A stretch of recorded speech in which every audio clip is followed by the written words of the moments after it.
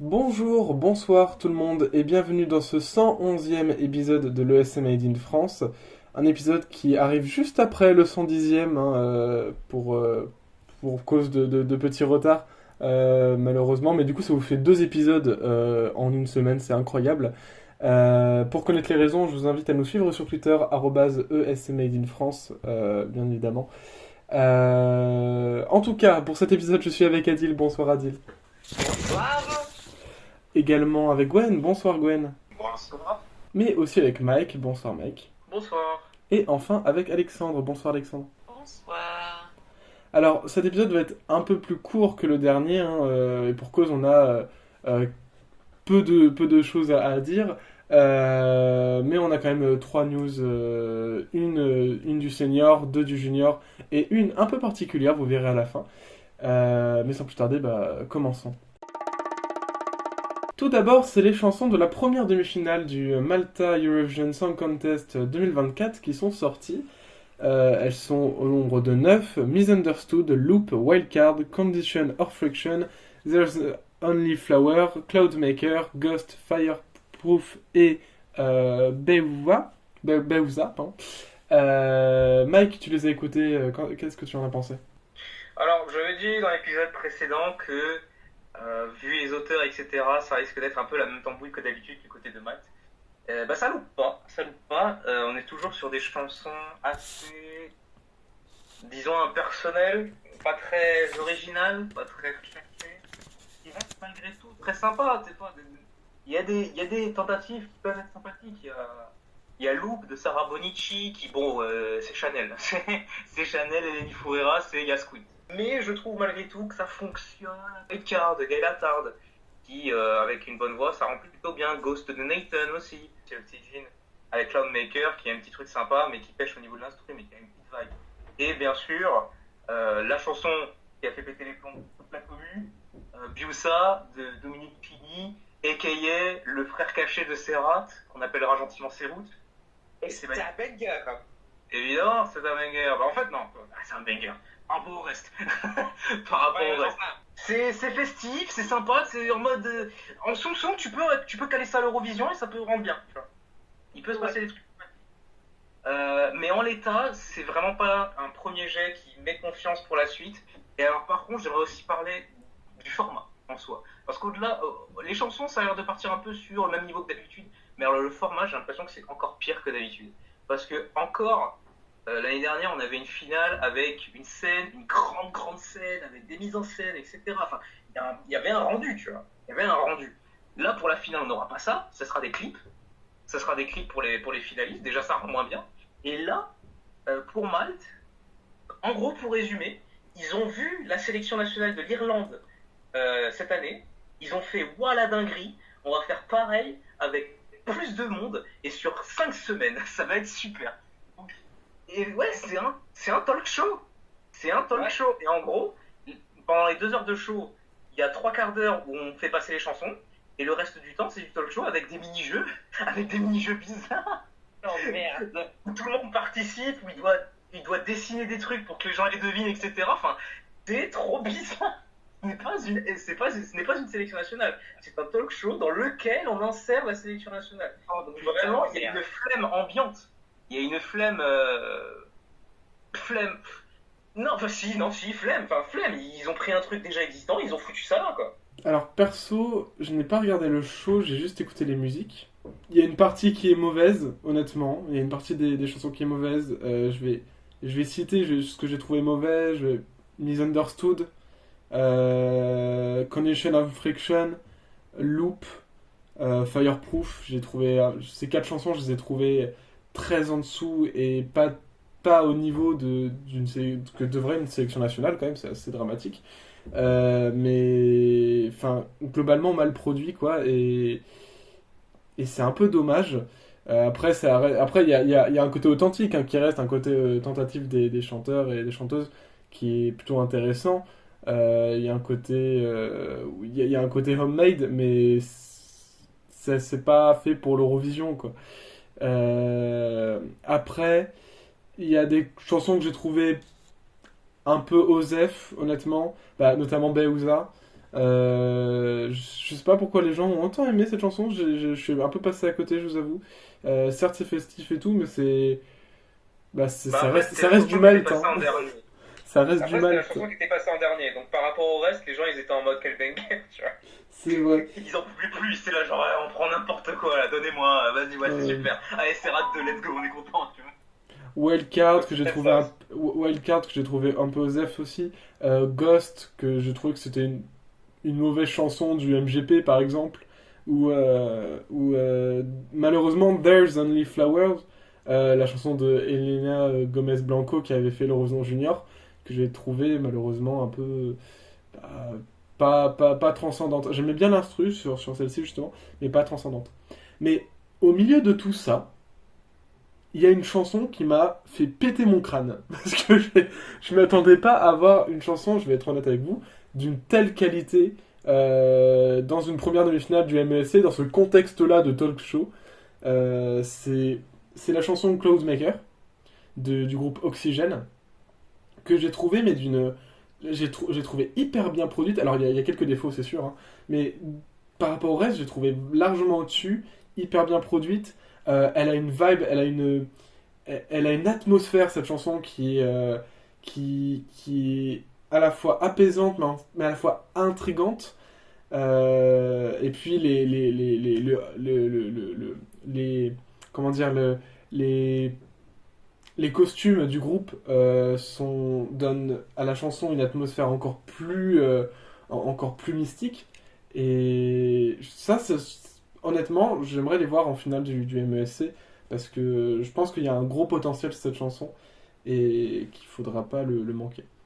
En tout cas, pour la deuxième demi-finale du MESC, il me semble qu'on se retrouve vendredi pour poursuivre cette deuxième demi-finale.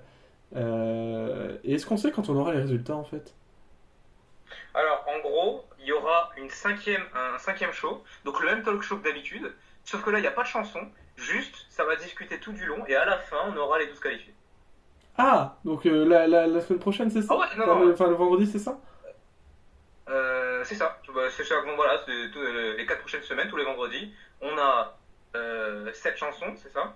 Je sais plus combien, je sais plus le nombre de chansons qu'il y a exactement. Mais voilà, donc, sur les 4 semaines. Et la cinquième semaine, on réunit tout le monde et boum, on annonce les 12 qualifiés après 2 heures de show. D'accord, ok. Et ben Ah, je t'ai dit, hein, c'est bizarre. c'est folklorique. Ah ouais, putain. En tout cas, voilà, c'est tout ce qu'on pouvait vous dire sur le MESC 2024 pour l'instant. Du coup, on se retrouve vendredi pour d'autres chansons de cette sélection.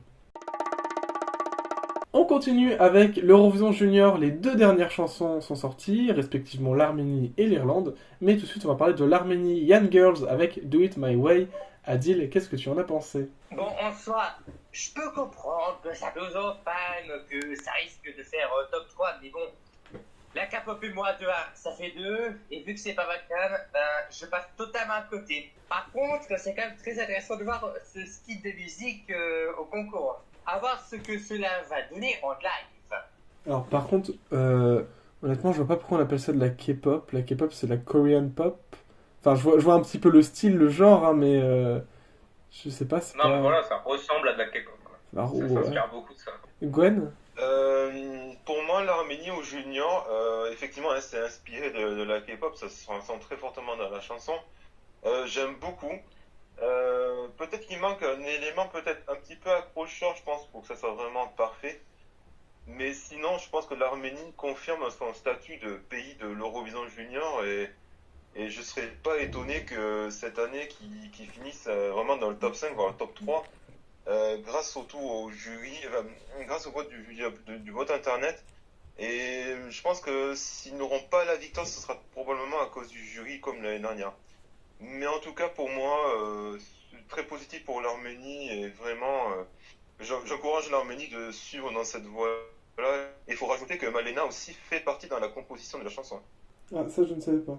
Si Malena a écrit et composé la chanson, enfin, je crois qu'elle n'était pas toute seule, il y avait aussi Tokyo 9 qui avait fait Ah, Kami Kami. oui, Token qui a aussi participé à la sélection arménienne avec.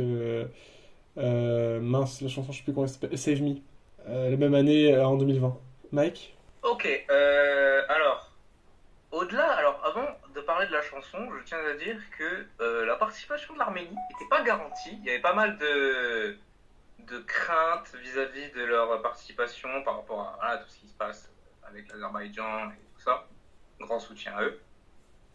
Et du coup, leur présence déjà rassure et fait plaisir, voir particulièrement. Et aussi, ça rassure pour le senior. Donc, à voir pour le line-up, mais en tout cas, c'est rassurant les concernant.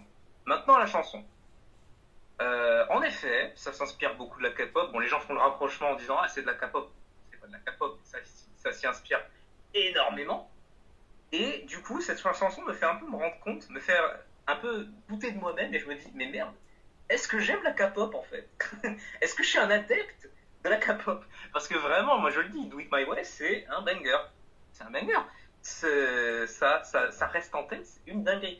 Dès l'intro qui est limite un peu épique, vraiment qui te met dans l'ambiance directe. En plus, voilà, le côté épique, etc., banger, etc., sachant que la chanson, elle est un peu sortie de nulle part, sans prévenir, sans dire bonjour, l'effet a été un peu amplifié à la première écoute, c'est peut-être ça aussi. Mais, voilà, quoi, ça reste en tête, c'est très rythmé, ça change beaucoup. C'est un truc que je reproche à pas mal de chansons de cette édition du Junior, c'est une certaine linéarité qui perso m'ennuie un peu. Là, c'est absolument pas le cas.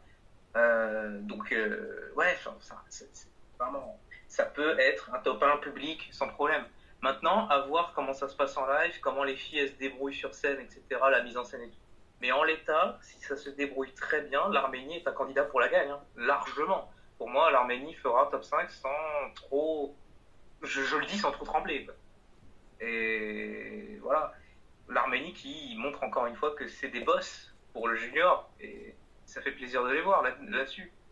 Encore une fois, avec la situation qui se passe, qui se ramène avec un banger pareil, bah voilà, ça les met en confiance, ça fait plaisir à voir. Donc bonne chance à Young Girls, bonne chance à eux. Et bon, j'allais dire, j'espère pour eux qu'ils gagneront et qu'on fasse ça à Yerevan, mais bon.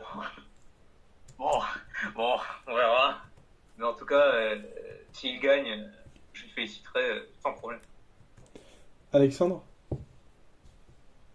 Bah, effectivement, moi je pense pas que ce soit faux de dire que ce soit de la K-pop parce qu'en soi, dire que c'en est pas parce qu'elles sont pas coréennes, bon, enfin voilà, c'est clairement, enfin c'est le même style musical en tout cas. Je pense que personne sera en désaccord avec ça. En tout cas, c'est très similaire. Et mais dans tous les cas, c'est très efficace.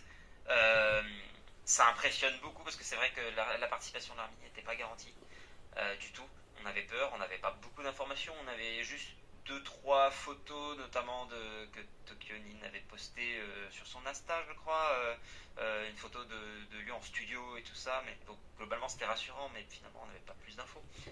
Et puis ils nous sortent cette bombe sans prévenir avec effectivement cette intro très efficace, très épique, avec du coup ce rythme très, très moderne qui effectivement fait penser aux productions coréennes. Donc ouais, franchement, j'hésite même à dire que c'est ma chanson préférée de cette année. En tout cas, c'est celle qui est, je dirais, celle la plus... quand je dis agressive, c'est pas méchant, hein, au contraire, mais genre celle qui te saute le plus dessus. Et ça, c'est très important. Donc ouais, franchement, pas 10 sur 10, mais franchement pas loin. Perso, alors, je trouve que c'est très dynamique, c'est sûr. J'aime beaucoup l'accélération à la fin, un peu à la Goei, comme ils avaient fait avec Shum, cette accélération d'un coup, qui est vraiment très, très, très vibrante, enfin, qui te donne envie de bouger. Mais après, sans plus. Je suis pas un adepte de la chanson non plus, je vais pas aller l'écouter H24. Euh, Après, moi, ce qui me fait peur pour cette chanson, c'est au live, en fait. Est-ce que le live va suivre? Parce que des chansons comme ça, souvent, c'est un peu casse-gueule quand t'as pas comment dire, de chœur préenregistré, comme parce qu'il n'y a pas à l'Eurovision Junior, je crois, de chœur préenregistré, ni d'effet vocal, en fait. Donc j'attendrai de voir le live quand même pour émettre un jugement précis sur où est-ce qu'il pourrait finir. Gwen, tu veux dire quelque chose? Non, mais connaissant l'Arménie, enfin, je suis peut-être pas si inquiet, mais je crois que t'as raison aussi, il faut voir le live, hein. C'est pour ça que je dis que elle ne faut pas savoir ce que le jury va en penser d'elle. Faut pas oublier que l'Arménie s'est déjà fait voler des victoires aux juniors pour pas beaucoup de points, hein. La dernière chanson qui est sortie, c'est l'Irlande, donc Jessica McKean avec Haisling. Adil, qu'est-ce que tu en penses? Eh ben, ça m'a agréablement surpris, parce que quand même, pourtant j'aimais pas trop Solas, et pourtant ça a réussi à l'améliorer. Il y a même une ref à la candidat de l'année dernière dans le clip. Et ça, j'ai trouvé ça excellent, hein. Alors, bon, je sais pas si ça va être faire le même exploit que l'année dernière, mais l'essai est réellement louable et c'est 4e position de mon classement. Gwen? L'Irlande, je dirais, on prend une petite soupçon de Banshee et puis une petite pincée de Solas, et vous obtenez justement Eiling de Jessica McKean.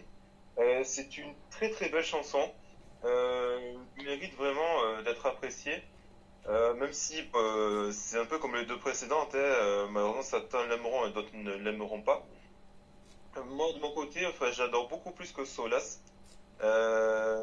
Et après j'adore aussi le petit caméo de Sophie Lennon dans le clip. J'étais très surpris et je m'attendais pas à ce qu'elle fasse son apparition. Pour moi, je dirais que tous les signaux sont verts. Maintenant, après, voir en live, est-ce qu'elle va assurer? Parce que pour avoir vu la sélection, Jessica McKean, je dis pas qu'elle assurerait pas, mais c'est un peu tout frais pour elle, donc je pense que ça risquera peut-être un peu juste, mais est-ce que le jury tiendra rigueur à voir?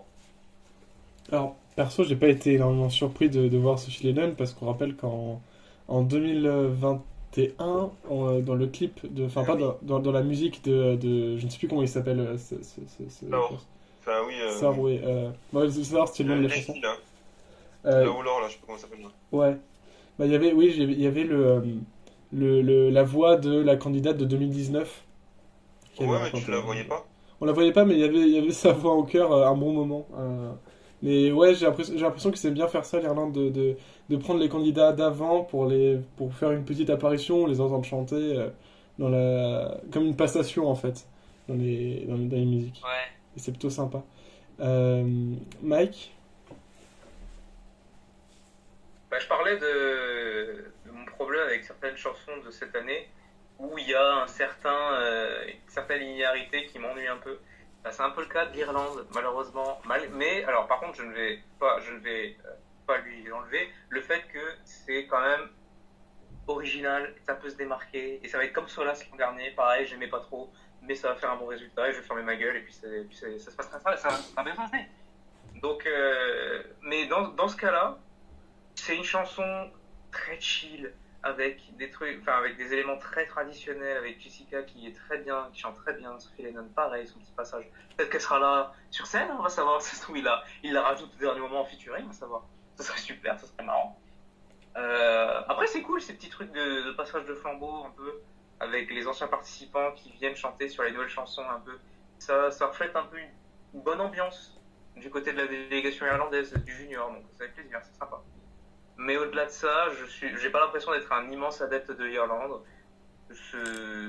Mais malgré tout, je pense qu'ils vont faire un bon résultat. Je me fais pas trop de soucis là-dessus. Alexandre? Toujours un gros coup de cœur pour moi, les chansons qu'envoie ce petit pays d'Europe d'Europe de l'Ouest, forcément pays celtique, avec une culture que j'apprécie particulièrement et qui est mise à l'honneur chaque année grâce notamment au télédiffuseur TG4 qui forcément émet en langue gaélique irlandaise ou langue irlandaise tout simplement. Et c'est pour cette raison qu'en fait toutes les chansons de l'Irlande me plaisent, à l'exception de 2016 que je trouve peut-être un peu trop simpliste et un peu trop irritante au niveau de la mélodie. Mais celle-ci, en tout cas, donc Aisling pour la prononciation, ne fait pas défaut à la tradition et c'est un gros coup de cœur pour moi. Alors à la première écoute, un peu moins. J'étais un peu indifférent à la première écoute, j'avoue. Mais avec du recul, en fait, je me rends compte que c'est une très bonne chanson aussi. Et même de façon dans le clip et tout ça, je trouve qu'elle fait honneur à la lignée, on va dire, de l'Irlande au junior. Et je trouve que c'est extraordinaire que ce pays continue sur cette lancée. Ce qui en plus a payé pour eux l'an dernier, vu qu'ils ont presque atteint le podium, à quelques points près au-dessus de la Géorgie. Donc franchement, j'espère qu'ils continueront sur cette lancée. Et, voilà, donc ouais. La chanson est franchement bien. Selon moi, peut-être même plus intéressante que Solace, parce que Solace est malgré le fait que ce soit un gros coup de cœur, c'est vrai que la chanson est peut-être un peu trop lente à mon goût. Là au moins il y a un peu plus d'énergie, je dirais. Mais dans tous les cas, ouais, c'est encore une fois un très bon choix. Donc franchement, j'espère qu'ils continueront. Et ça prouve que selon moi, ça devrait être TG4 qui fait l'Eurovision pour l'Irlande, même au senior, hein, parce que RTE clairement n'a pas vraiment plus vraiment d'intérêt, vu en plus la récente interview de leur HOD avec A-Revision.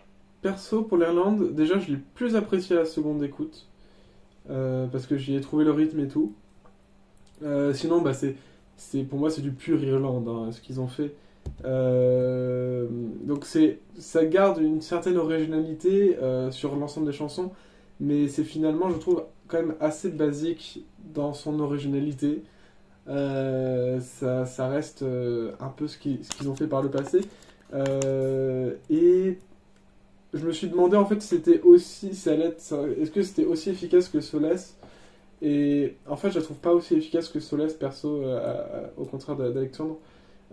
C'est que je trouve cette chanson aura peut-être plus de mal à rentrer en tête que Solace, en fait. Tout simplement. Donc je sais pas si elle aura le même succès que Sophie Lennon l'an dernier. Mais ça reste quand même une plutôt bonne contribution de l'Irlande, c'est pas mauvais. Et j'aimerais préciser aussi que le titre de cette chanson, du coup, Aisling, est un prénom du coup irlandais, et que c'est le prénom du coup d'un personnage de dessin animé que j'apprécie particulièrement, un dessin animé irlandais qui s'appelle Le Secret de Kells. Voilà. Ça ne sert à rien comme information, mais non, mais c'est sympa. Mais ça veut pas dire en fait. Ah, je l'ai pas vu, il faut que je le voie encore, j'avais pas cette info. On termine avec le Kosovo qui a tenu la semaine dernière leur première finale nationale, pas encore pour l'Eurovision, mais peut-être dans le futur pour l'Eurovision. Elle a un titre très original de Festivali Ikenges, du jamais vu.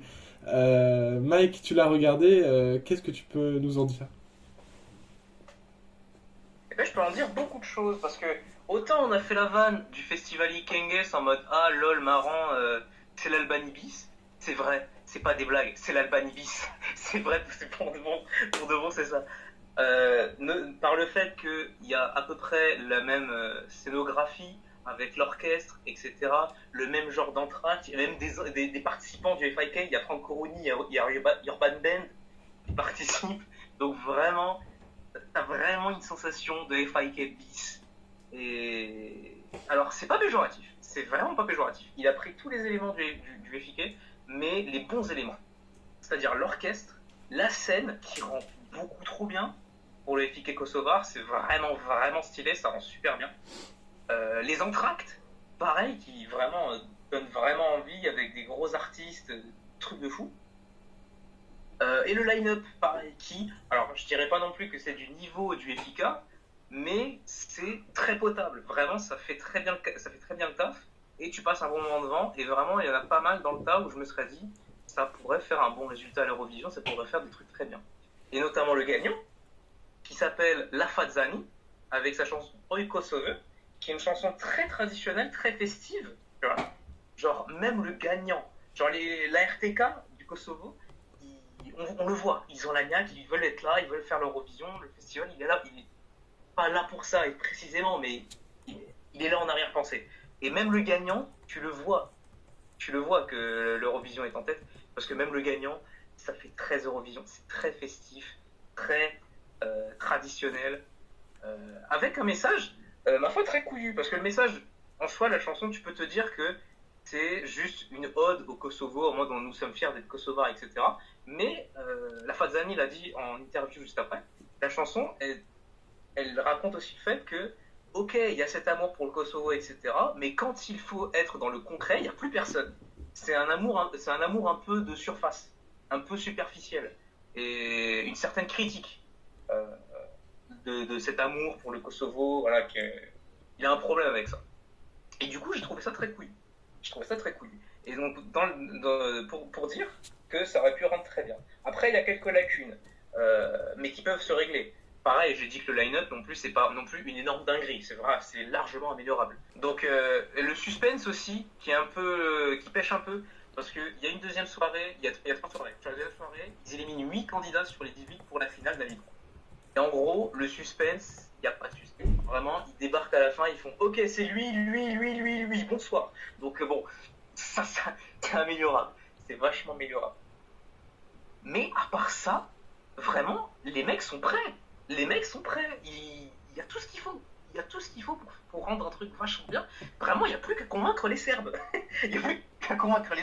Bon, je dis ça comme si c'était tranquille, mais voilà quoi. Genre, en l'état, tout est présent. Il y a le matos. Les mecs, ils peuvent rentrer à tout moment. Ils peuvent rentrer demain, ils sont bons. Là, l'UER, ils avancent par surprise le Kosovo, c'est bon. La Fadzani, il est prêt. On peut aller faire des trucs, des dingueries, etc. Bon, ça n'arrivera pas, hein, évidemment. Ça n'arrivera pas. Mais du coup, pour dire, vraiment, ce FIK a été vraiment sympa à regarder. Donc vraiment, bravo au Kosovo. Vraiment, je suis derrière eux. Hein. Maintenant, c'est bon, je suis derrière eux. En tout cas, merci beaucoup pour ce débrief, Mike. C'est ainsi que s'achève le 111e épisode de l'ESC Made in France. Merci Adil d'avoir été là. Merci beaucoup. Merci Gwen également. Merci beaucoup. Merci Mike. Y a pas de quoi, merci. Et enfin, merci Alexandre. On se retrouve dans peu de temps, on l'espère, pour le 112e épisode. Le podcast est disponible sur Spotify, sur Deezer. N'hésitez pas à nous suivre sur ces 2 plateformes, bien sûr, pour avoir toutes les notifications des nouveaux épisodes et pour qu'on puisse être un peu mieux référencé sur ces plateformes. Également sur Amazon Music, sur Apple Podcast, sur Acast, sur TuneIn et bien évidemment sur YouTube. On se retrouve très prochainement. Bye bye. Allez, à ciao, bonsoir. Salut à tous. Bonsoir.